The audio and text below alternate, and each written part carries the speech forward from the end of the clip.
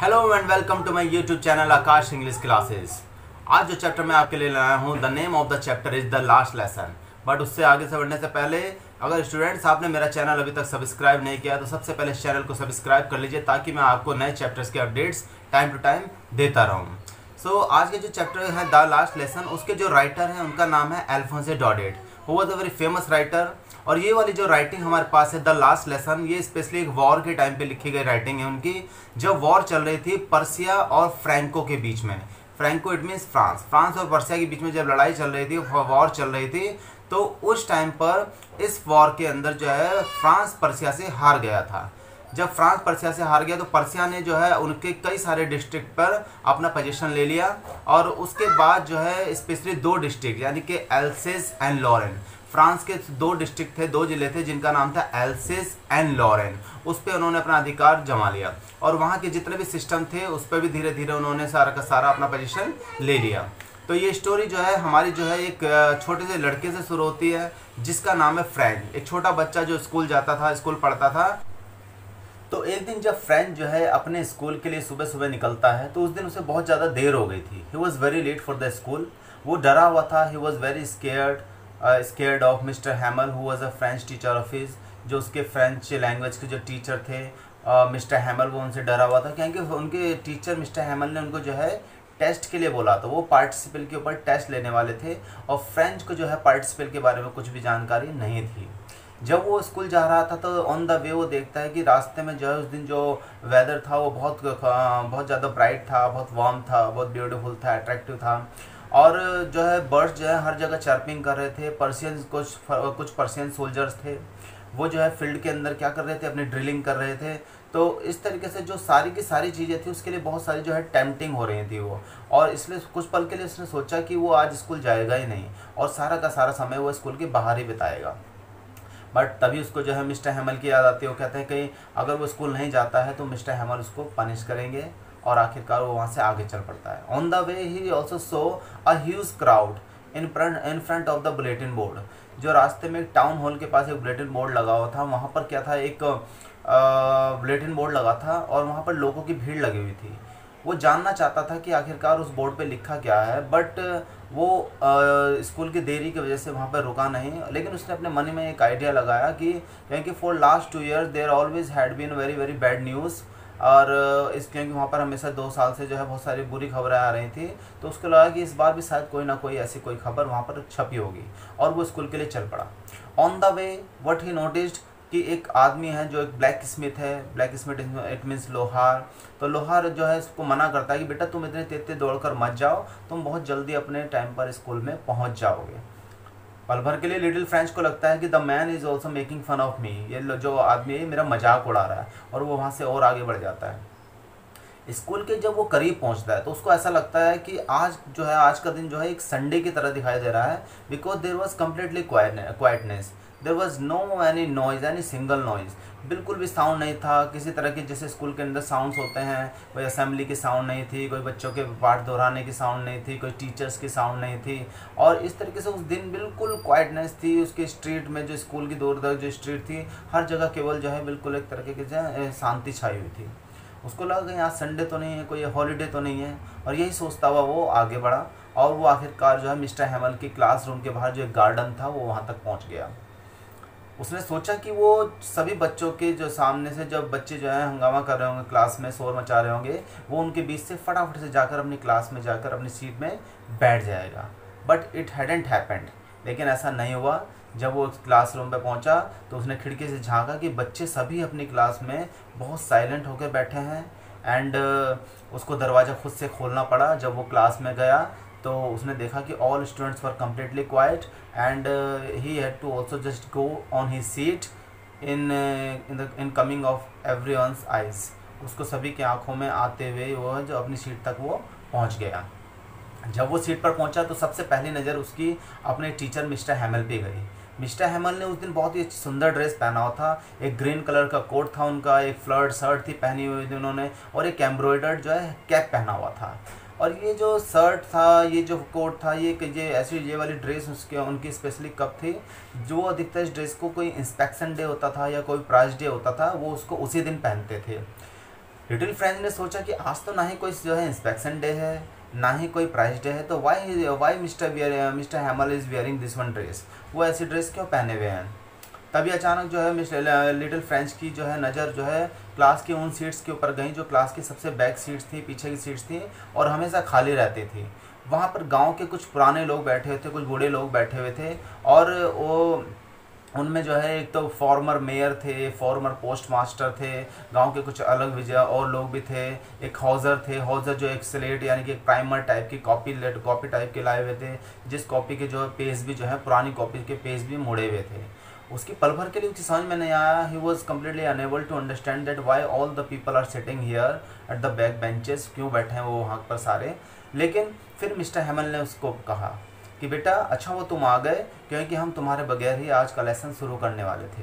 और let me tell you, मैं तुम्हें बताता हूँ कि because an order has also come from Berlin that French language would never be taught in the schools of Alsace and Lorraine. Only German language would be taught here tomorrow onwards, and your new teacher visits here tomorrow. कि अब French language यहाँ के स्कूलों में नहीं पढ़ाई जाएगी, केवल और केवल यहाँ पर जर्मन लैंग्वेज ही पढ़ाई जाएगी। जैसे ही ये सब जो है लिटिल फ्रेंच सुनता है उसको बड़ा झटका लगता है, क्योंकि उसने कभी भी अपनी पढ़ाई को सीरियस नहीं लिया था और आज वो डे आ गया था कि जो है उसके जो टीचर हैं मिस्टर हैमल फ्रेंच लैंग्वेज के, उनको स्कूल छोड़ के भी जाना पड़ रहा था। उसको पल भर के लिए लगा कि जिन किताबों को, जिन अपने बैग्स को वो बहुत ज़्यादा हैवी समझता था, इरिटेटिंग समझता था, जो उसके लिए बिल्कुल न्यूजेंस थी, और आज जो है उनको उसको छोड़ना पड़ेगा, क्योंकि अब मिस्टर हैमल जो है उस स्कूल में फ्रेंच लैंग्वेज को नहीं पढ़ाएंगे। बुलेटिन बोर्ड पे भीड़ क्यों लगी थी, उसको समझ में आ गया कि बुलेटिन बोर्ड पे इसी बारे में कोई ना कोई इन्फॉर्मेशन वहाँ पर लिखी हुई थी। और वो ये भी समझ गया था कि गांव के जो लोग वहाँ पर क्लासरूम में बैठे थे वो क्यों बैठे थे। वो इसलिए बैठे थे क्योंकि गांव के लोग जो हैं मिस्टर हैमल को उनकी 40 साल की सर्विस के लिए, क्योंकि मिस्टर हैमल उस स्कूल में 40 साल से सर्विस कर रहे थे, उनकी 40 साल की सर्विस के लिए उनका ऑनर करने आए थे, उनको थैंक्स कहने आए थे, और कहीं ना कहीं वो बहुत सॉरी भी फील कर रहे थे, because they never also just to can interest in the studies in the French language. उन्होंने कभी कोई ख़ास इंटरेस्ट नहीं लिया था। तो उसके बाद जो है अचानक जब वो ये सब सोच रहा था, he was also just gathering all his ideas in his mind, suddenly he heard his name by mister हैमल। उसको जो है अपना नाम सुनाई दिया, मिस्टर हैमल ने उसको बुलाया, और यानी कि वो टाइम था जब जो लिटिल फ्रेंच की टर्न आ गई थी पार्टिसिपल के बारे में कुछ सुनाने की।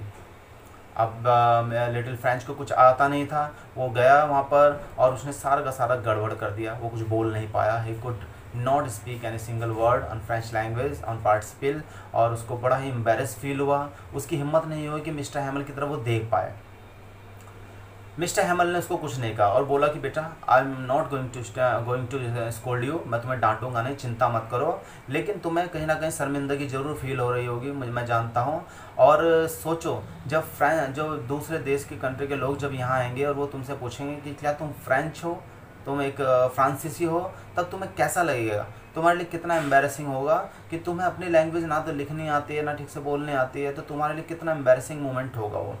और मैं जानता हूँ कि तुम्हारे पेरेंट्स ने भी कभी भी इस लैंग्वेज को या पढ़ाई को जो है कोई ख़ास इंटरेस्ट नहीं लिया, वो तुम्हें स्कूल भी नहीं भेजना चाहते थे, और वो हमेशा तुम्हें जो है फार्म में या किसी मिल में जो है काम करवाना चाहते थे अर्निंग्स के लिए, अपनी सर्वाइविंग्स के लिए। और मैं ये नहीं कह रहा हूँ कि तुम और तुम्हारे पेरेंट्स ही इसमें क्या है जो है इसको मैं तुम्हें ब्लेम कर रहा हूँ किसी तरीके से, मैं अपने आप को ही ब्लेम कर रहा हूँ। क्यों? क्योंकि मुझे मालूम है अच्छे से कि कई बार मैं भी जो हूँ क्लास कंडक्ट नहीं कराता था, और जो है तुम लोगों को, सभी बच्चों को जो है अपने गार्डन में वाटर फ्लावर्स को जो है प्लांट देने के लिए भेज देता था। कई बार जब भी मैं फ़िशिंग के लिए जाना चाहता था तो मैं फ़िशिंग के लिए जाता था और स्कूल में क्या कर देता था, उस दिन छुट्टी रख देता था, और तुम लोग जो है उस दिन जो है पढ़ाई नहीं कर पाते थे। तो I am also blaming myself, include your parents and you also, because many of the times we did not just take the study seriously and we always just said that we have a plenty of time and we would also just study tomorrow. Now the day has come to us, now we are going to finish the language here. आखिरकार हमें इस chapter को, इस language को यहाँ पे ख़त्म करना पड़ रहा है, और तुम्हारे जर्मन के जो लैंग्वेज के टीचर हैं वो तुम्हें कल यहाँ स्कूल में मिलेंगे। ये सब सुन के जो है लिटिल फ्रेंच को बहुत ज़्यादा एम्बैरेसिंग फील हुआ, हेजिटेशन फील हुई और वो कुछ कह भी नहीं पाया। वो मिस्टर हैमल को देख रहा था और मिस्टर हैमल के प्रति उसका अटैचमेंट बढ़ गया था, क्योंकि मिस्टर हैमल के प्रति उसका पहले इतना अटैचमेंट नहीं था। वो उनको एक क्रैंक की यानी कि एक सन की एक तरीके से कोई स्ट्रिक्ट टीचर समझता था, लेकिन अब उसको कहीं ना कहीं वो बहुत इमोशनल हो रहा था कि उसके टीचर उसे छोड़कर जा रहे हैं। इसके बाद जो है उसका राइटिंग का टेस्ट आता है, ग्रामर राइटिंग का टेस्ट आता है। ग्रामर राइटिंग में जो है वो लिखने के लिए जो है उस दिन मिस्टर हैमल अपने आप से ही कुछ कॉपीज़ लेके आए थे। हर कॉपी के ऊपर else's and friends, else's friends, friends else's, friends else's ऐसे करके उसमें लिखा हुआ था। लिटिल फ्रेंच को ये सब बड़ा ही ड्रामेटिकली लग रहा था। क्लास में बिल्कुल एकदम साइलेंस छा गया। सभी बच्चे जो हैं अपनी अपनी कॉपीज़ लेके उन पर लिखने लगे। There was completely quietness, there was completely silence, no one was making any single noise and यहाँ तक कि जो है क्लास में कुछ बीटल्स यानी कुछ भौरे उड़ते हुए आए, बच्चों ने उन तक पे ध्यान नहीं दिया। लिटिल फ्रेंच सोच रहा था कि जो छत के ऊपर, जो क्लासरूम की छत के ऊपर जो पिजन है जो अपने बोल रहे हैं अपनी लैंग्वेज में, तो वो सोचा था कि क्या जब जर्मन टीचर आएंगे तो वो हमारे कबूतर हैं जो पिजन है उनको भी जर्मन लैंग्वेज में ही गाना गवाना सिखा देंगे। और ये सब उसके माइंड में चल रहा था। थोड़ी देर में जो है लिटिल फ्रेंच की नज़र जो है अपने टीचर पर पड़ती है, मिस्टर हैमल पर, और वो बड़ा ही जो है बहुत ज़्यादा इमोशनल होता है, क्योंकि मिस्टर हैमल कंटिन्यूसली जो है हर चीज़ को देखे चले जा रहे थे। ऐसा लग रहा था he wanted to just set everything in his mind forever, क्योंकि उन्होंने 40 साल बिताए थे और वो जाते हुए जो है वहाँ की हर एक चीज़ को अपने माइंड में सेट कर लेना चाहते थे। और जो गार्डन में लगा एक वॉलनट का जो ट्री था वो बहुत बड़ा हो गया था। उनके द्वारा खुद लगाया हुआ जो एक हॉप वाइन थी, एक बेल थी, वो खिड़की से होते हुए छत तक चली गई थी। और क्लास की हर चीज़, हालांकि डेस्क थोड़े पुराने से हो गए थे, लेकिन वो हर चीज़ को अपने माइंड में फिक्स कर लेना चाहते थे।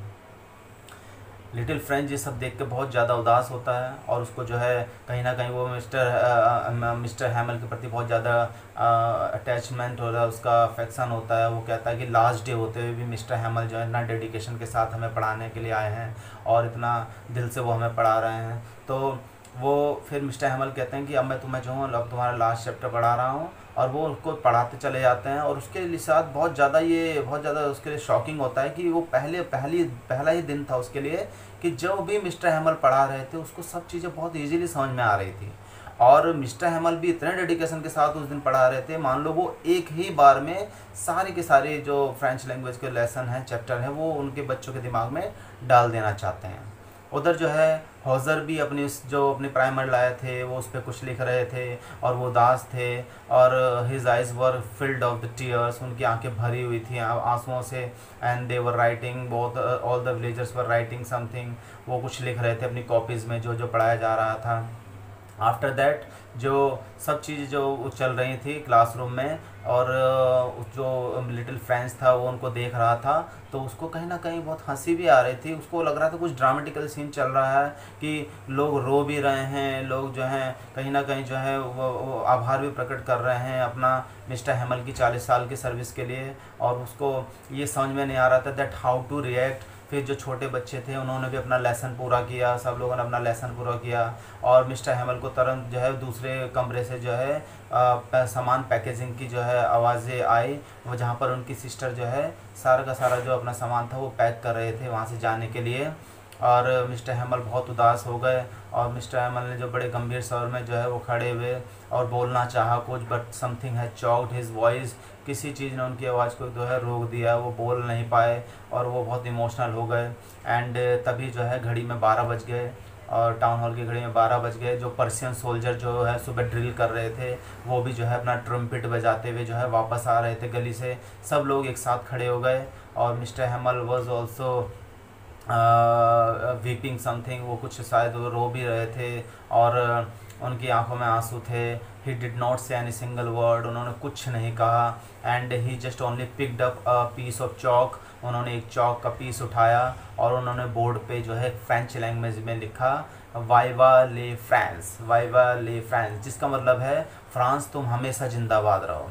और हाँ, इस चैप्टर के बीच में थोड़ा सा भूल गया था कि जो मिस्टर हैमल ने जो है एक चीज़ और भी बताई कि जो फ्रेंच लैंग्वेज है वो दुनिया की most clearest and most logical language है, और हमें हमेशा अपनी लैंग्वेज की रक्षा करनी चाहिए, इसको प्रोटेक्ट करना चाहिए, क्योंकि जब तक हमारी कमांड हमारी लैंग्वेज पे है, हमें कोई भी देश अपना गुलाम नहीं बना सकता। Our language is the key of our prison, हमें कोई अपना गुलाम नहीं बना सकता, इसलिए हमें अपनी लैंग्वेज की रिस्पेक्ट करना चाहिए, उसको प्रोटेक्ट करना चाहिए, और उसको कभी भी भुलाना नहीं चाहिए। और उनको ये शब्द जो है उन्होंने कहे, और आखिरकार जो है बोर्ड पे वाई वाला फ्रांस लिख के वो भाग होके वहाँ से सब चले गए। So this was the chapter. और नाउ मुझे लगता है कि आपको जो है चैप्टर की सभी मेन चीज़ें पता चली गई होंगी। चलिए मैं आपको इसको कुछ क्वेश्चन आंसर बता देता हूँ, डेफिनेटली बोर्ड में आ जाते हैं कई बार। तो उसके जो मोस्ट इंपॉर्टेंट क्वेश्चन आंसर हैं वो ये हैं कि why was mister हैमल wearing a beautiful dress that day. Next, what did Mr. Hamel say about the French language? Okay, next, what was Mr. Hamel doing when everyone was writing in their notebooks?